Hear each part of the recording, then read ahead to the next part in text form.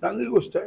कारण तुम्ही T V चॅनलवर का या संदर्भामध्ये बातम्या दाखवल्या की माननीय एकनाथ शिंदेजी आपत्ती व्यवस्थापन समितीमध्ये नाही आणि आपत्ती व्यवस्थापन समितीचा जो नियम होता त्या संदर्भामध्ये कोणाची नियुक्ती करावी या संदर्भातल्या नियमांमध्ये बदल करून तर एकनाथ शिंदे साहेबांना घेतलं असेल तर आनंद आहे. एकनाथ शिंदे साहेबांनी या अगोदर स्वतः जागेवर जाऊन अनेक आपत्तीमध्ये मुख्यमंत्री म्हणून भाग घेतला आणि यावर निर्णय केले तर त्यांच्या अनुभवाचा फायदा निश्चित होईल. 7 नाफेडद्वारे खरेदी करण्यात सोयाबीनची मुदत संपली. शेतकऱ्याकडून सोयाबीन खरेदीची मुदत वाढवून मागली जाते, पण आज प्रस्ताव केंद्राने स्वीकारला नाही, पण तो स्वीकारला पाहिजे आणि राज्य सरकारने केंद्राकडे पाठपुरावा केला पाहिजे. शेतकऱ्यांचं सोयाबीन त्याला भाव देणं गरजेचं आहे आणि हे राज्याच्या हितासाठी अतिशय महत्त्वाची बाब आहे.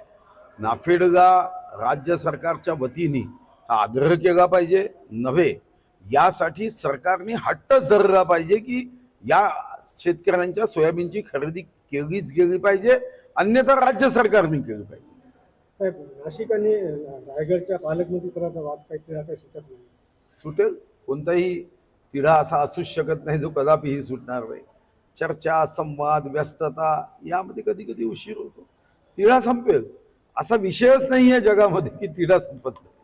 सुरेश दशांच्या एका वक्तव्यावरून आरोप प्रत्यारोप होत आहेत.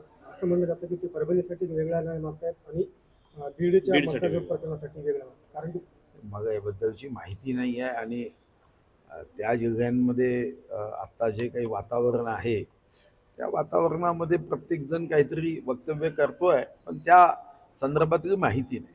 साहेब, सगळीकडे तुम्हाला अनेक पुरस्कार मिळाले, आज सासवडीतला पुरस्कार मिळतो, आनंददायी आहे. सासूरवाडीचा पुरस्कार, शाबासकी, प्रेम, स्नेह हे निश्चितपणे आनंददायी आहे. शेवटी त्यांनी एक अजून काम करण्याची ऊर्जा निर्माण होते. साहेब, मंत्रिमंडळाच्या बैठकीत देवेंद्र फडणवीस यांनी नाराजी व्यक्त केली की पालक सचिव दिल्यात जात नाही. पण त्या रुल्स ऑफ बिझनेसमध्ये नाराजी काय व्यक्त करायची? असा पालक सचिवांवर डायरेक्ट ऍक्शन करता येते. आपल्याला तो अधिकार आहे, राज्यकर्ते म्हणून अधिकार आहे. नाराजी व्यक्त केली नसावी. त्यांनी या संदर्भात काही पालक सचिव जात नाही म्हणून त्यांची तपासणी केली असावी. मुख्यमंत्र्यांनी नाराजी काय व्यक्त करायची आहे? मुख्यमंत्री तर डायरेक्ट त्या पालक सचिवांना 6-6 महिने सुट्टीवर पाठवू शकतात.